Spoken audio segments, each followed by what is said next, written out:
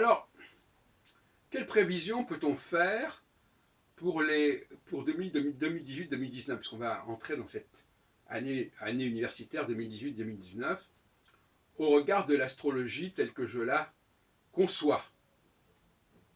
Et j'espère que de plus en plus de gens sont conscients, sont au courant de mes théories astrologiques.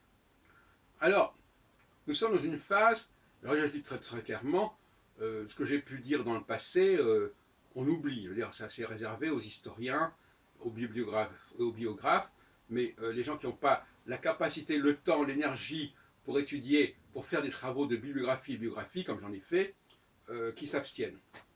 Maintenant, regardons les choses telles qu'on les dit aujourd'hui, et pas peut-être ce que j'ai pu les dire à un moment donné, qu'il faudrait resituer dans le temps, etc. Passons. On est dans une période de déconstruction. Alors, Trump nous aide beaucoup dans cette processus enfin nous aide, c'est une façon de parler, contribue beaucoup à ce sentiment de déconstruction. Déconstruction, ben, ça a été 1989. Déconstruction, ça a été 1960. C'est-à-dire que ce sont des moments où des structures ont éclaté, ont implosé. Dans un premier cas, c'est l'empire colonial français qui a implosé en Afrique. Dans le deuxième cas, c'est les satellites de la Russie, y compris au sein de l'URSS et y compris auparavant dans les pays de l'Europe de l'Est, qui ont été touchés. Maintenant, qu'est-ce qui va se passer dans le monde? Qu'est-ce qui va se déconstruire? Qu'est-ce qui va se défaire?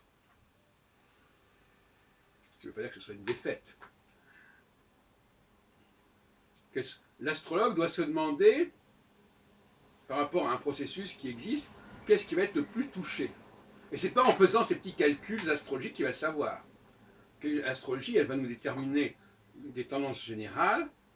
Maintenant, à nous, avec l'aide d'autres chercheurs dans d'autres domaines, de voir quel pourrait être l'impact dans tel et tel pays. Mais ça, c'est pas en regardant si Neptune se trouve à tel endroit, etc., comme fait Barbeau. La localisation d'un événement n'est pas d'ordre astrologique, mais elle relève de l'astrologie par l'impact que ça peut avoir. C'est pas la même chose. Je ne sais pas si on m'a bien compris, enfin ça veut dire ce que ça veut dire. Ça veut dire que il faut l'impact, bon bah voilà, si je lance une bombe, voilà, la bombe elle est lancée maintenant, où elle va tomber, c'est un autre problème qui ne dépend pas forcément des mêmes facteurs. Donc, on peut poser cette question de l'impact, bien que tout ça soit assez imprévisible, parce qu'il y a des pays où on croit que c'est solide, et en réalité, c'est pas si solide que ça. Bon. L'Union européenne est certainement menacée au cours de l'année 2019 par ce phénomène. Menacée par toutes sortes de facteurs que l'on connaît, facteurs économiques notamment, facteurs avec les États-Unis, facteurs économiques avec facteurs migratoires, avec l'Afrique, etc., etc. Bon. Mais on peut penser à d'autres choses. On peut penser à d'autres alertes, à d'autres formes de décomposition, en sachant que la phase suivante démarrera dans 2-3 ans en sens inverse. Tout est dialectique. Donc il n'y a rien, il ne s'agit pas de prévoir des choses. Et justement, la grande erreur que commettent la plupart des gens, c'est de croire qu'à un moment donné, les choses sont comme ça et que ça va durer indéfiniment. Non. Si on avait une certaine forme de sagesse politique, on dirait, bon, on va passer par une période comme ça, et après on va reprendre les choses en main. Mais là, on est dans une sorte de linéarité, par conséquent, maintenant que c'est comme ça, c'est irréversible. L'astrologie n'est pas dans l'irréversible. La vocation de l'astrologie, ce n'est pas du tout l'irréversible.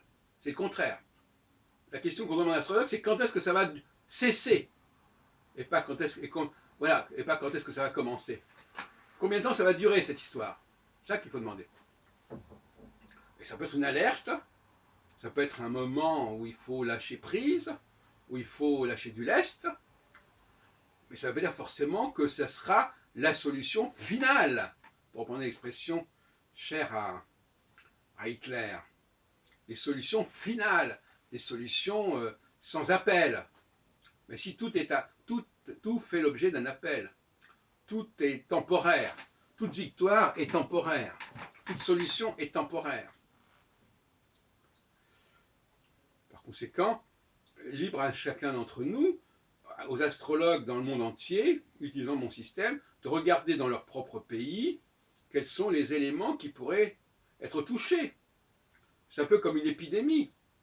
Il y a une épidémie, les éléments les plus fragiles seront victimes, pas les autres. Quels sont les éléments les plus fragiles? Actuellement, on pense à cela, mais il y en a peut-être d'autres auxquels on ne pense pas. Par exemple, le monde arabe en 2011, est-ce qu'on savait que ça allait se produire comme ça?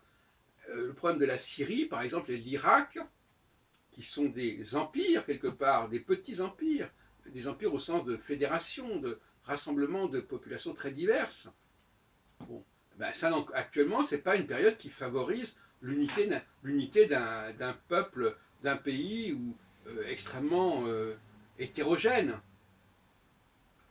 Il faut plutôt s'attendre au contraire à des redistributions, à des recadrages. C'est-à-dire que, voilà, les guerres civiles peuvent se continuer, au contraire, les populations qui ne sont pas faites pour vivre ensemble peuvent renoncer à vivre ensemble. Il peut y avoir une sorte de fin d'un rêve unitaire, ou du moins fin, c'est pas le mot qui vient, de suspension, de mise entre parenthèses d'un rêve unitaire, le temps qu'il faudra. Le temps que Saturne n'arrive à l'approche de la conjonction avec l'étoile fixe Fomalo, à 0 degré Poisson. Et là, on n'en est pas là, puisque Saturne n'est pas encore sorti du Capricorne. Et de toute façon, la conjonction commence à 20 degrés avant le point de l'étoile fixe. Donc, déjà à 10 degrés des Poissons, on sera déjà dans une phase conjonctionnelle. Et donc une phase qui va faciliter la fluidité, qui va faciliter l'annexion. Et là aussi, attention, rien n'est simple. L'annexion, ça veut dire aussi non plus des sécessions et des disparitions, enfin des sécessions et des séparations, mais au contraire des annexions, des conquêtes. Une guerre peut être à la fois une guerre de sécession, puisque c'est une expression qui est utilisée pour les États-Unis au XIXe siècle, mais elle peut être aussi une guerre de conquête. C'est vrai que le mot guerre ne veut rien dire, puisque de toute façon il y a toujours une guerre quelque part. Donc les gens qui disent guerre ou paix comme Barbeau, c'est n'importe quoi. Guerre, quel genre de guerre? La guerre civile, c'est-à-dire au sein d'un État qui semblait être unitaire, et on s'aperçoit qu'il y a des différences majeures, des clivages majeurs, ou au contraire, la guerre de conquête, la guerre d'expansion. Et d'ailleurs, parfois, l'un fait suite à l'autre.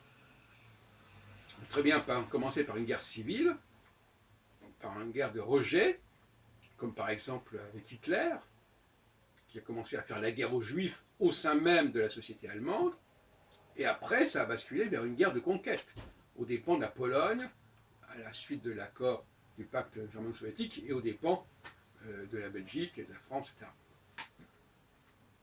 Donc tout ça, il faut bien le comprendre, et si on n'a pas compris ce processus d'alternance entre deux types de guerres, par exemple, pourquoi pas?